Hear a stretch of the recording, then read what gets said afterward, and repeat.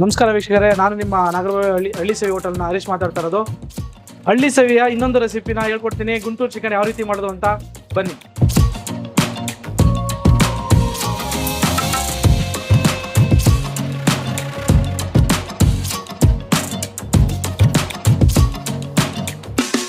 So ಇದು ಉಟ್ಕೊಳ್ಳೋದಕ್ಕೆ 50 ml ಅಷ್ಟು ಎಣ್ಣೆ ಹಾಕೊಂಡಿದ್ದೀನಿ. ಸ್ವಲ್ಪ ಕಾಯೆಲ್ಲ ಸ್ವಲ್ಪ ಎಣ್ಣೆಯಲ್ಲಿ ರೋಸ್ಟ್ ಮಾಡ್ಕೊಳ್ಳೋದಕ್ಕೆ 10 ಬ್ಯಾಡಿಗೆ 10 ಗುಂಟೂರು ಮೆಣಸಿಕಾಯಿ ಹಾಕೊಳ್ತಾ ಇದ್ದೀನಿ. ಒಂದು 3/4 ಕಪ್ಪಷ್ಟು ಈರುಳ್ಳಿ ಎತ್ಕೊಂಡಿದ್ದೀನಿ. ಒಂದು 3 ಈರುಳ್ಳಿ ಎತ್ಕೊಂಡಿದ್ದೀನಿ.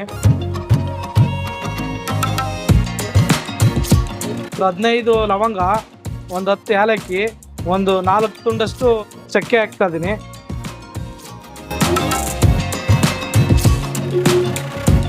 ಒಂದು ಸ್ಪೂನಷ್ಟು ಪೆಪ್ಪರ್ ಹಾಕತ್ತಾ ಇದ್ದೀನಿ. ಒಂದು 2 ಸ್ಪೂನಷ್ಟು ಗಸಗಸೆ ಹಾಕೋತಾ ಇದ್ದೀನಿ.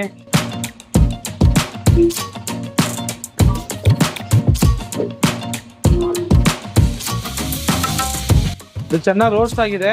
ಇದನ್ನ ಆಡ್ಸೋದಿಕ್ಕೆ ಕೊಟ್ಬಿಡೋಣ. ಇದು ರುಬ್ಕೊಂಡಿದ್ದೀನಿ. ಈ ಥರ ಕಲರ್ ಬರುತ್ತೆ. ಸೊ ಈಗ ಮಾಡೋಣ. ತುಪ್ಪ ಹಾಕೋತಾ ಇದ್ದೀನಿ. ಒಂದು 2 ಸ್ಪೂನಷ್ಟು ಹಾಕೊಳ್ಳಿ. ಒಂದು 3 ಸ್ಪೂನಷ್ಟು,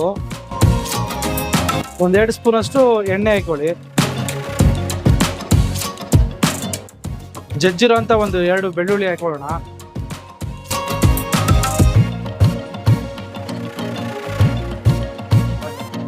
ಒಣಮೆಣಸಿನ್ಕಾಯಿ ಒಂದು 8 ಹಾಕೊಳ್ಳೋಣ.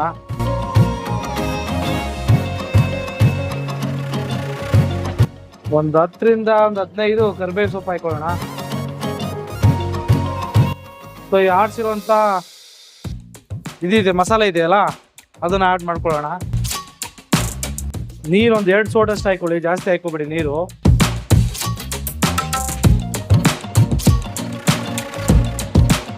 ಇದಕ್ಕೆ ಚಿಕನ್ ಹಾಕೊಳ್ಳೋಣ.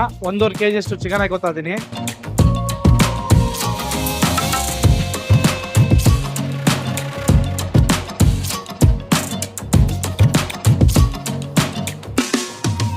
ರುಚಿಗೆ ತಕ್ಕಷ್ಟು ಉಪ್ಪು ಹಾಕೊಳ್ಳೋಣ.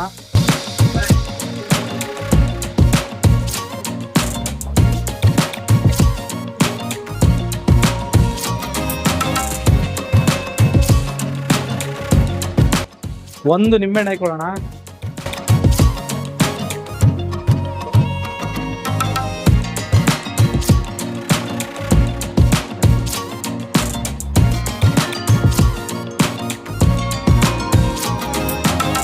ನೋಡಿ ಯಾವ ರೀತಿ ಕಾಣ್ತಾ ಇದೆ ಚಿಕನು.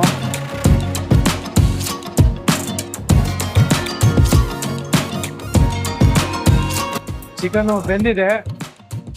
ಒಲೆಯಲ್ಲಿ ಬೇಯ್ದಲ್ವಾ, ಸ್ವಲ್ಪ ಬೇಗ ಬೇಯ್ಕೊಳ್ಳುತ್ತೆ. ಮನೇಲಾದ್ರೆ ಒಂದು ಸ್ವಲ್ಪ ನಿಧಾನ ಗ್ಯಾಸ್ ಮೇಲೆ ಮಾಡ್ತೀರಾ. 1.5 kg ಗುಂಟೂರು ಚಿಕನ್ ರೆಡಿಯಾಗಿದೆ. ಈಗ ಸವಿಯಲು ಸಿದ್ಧವಾಗಿದೆ.